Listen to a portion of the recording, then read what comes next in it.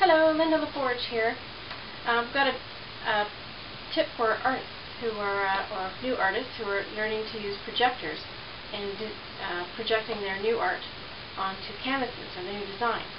I posted something on my Facebook group, Anyone Can Draw, asking other artists and future artists what they think of the use of projectors. And I had a resounding yes. It's a tool and it should be used. It helps us create our art a little faster. In this case, I'm doing a portrait. A friend of mine wants these lovely people painted. And I've designed something in Photoshop where you see their garden, sort of some trees in the background. It's kind of dark print. And them. Instead of me spending hours and hours reproducing the design here, which I could do in a grid format, I could simply, in my case, I would probably eyeball it, but it would take a long time. I've designed it. I know how to paint. I know use of color. So it's much easier and much faster to project. So I've got this projector here.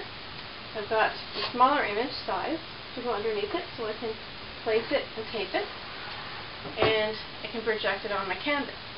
The trick with this is you want to make sure that this is a good 90 degrees up and down this way. You want to make sure it's straight going the other way so that you don't get any funny things happening with your pictures. I've done it before. It'll look wonky, or they'll look stretched or like cone heads or something. Yeah, when you're doing a portrait, that's not good. People don't want to look like a cone head.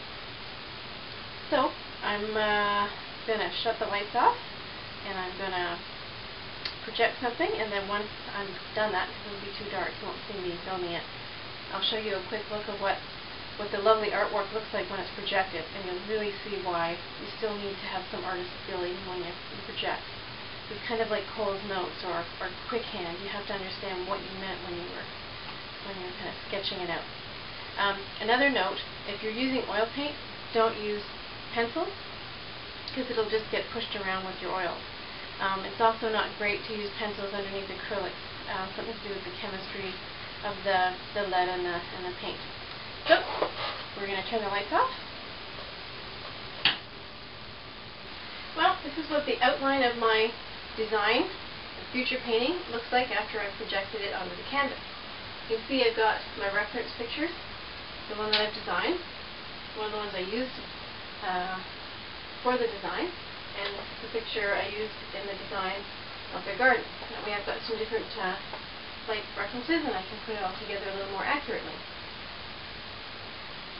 And you'll see that I did color code a little bit, so obviously the background is going to be more green, and they're going to be a little different, so I tried to use something that might end up as a nice undertone to brighten and lighten up their skin tones a little bit. In this case it's in acrylic, so it dries nice and fast, and I guess it's time to start painting.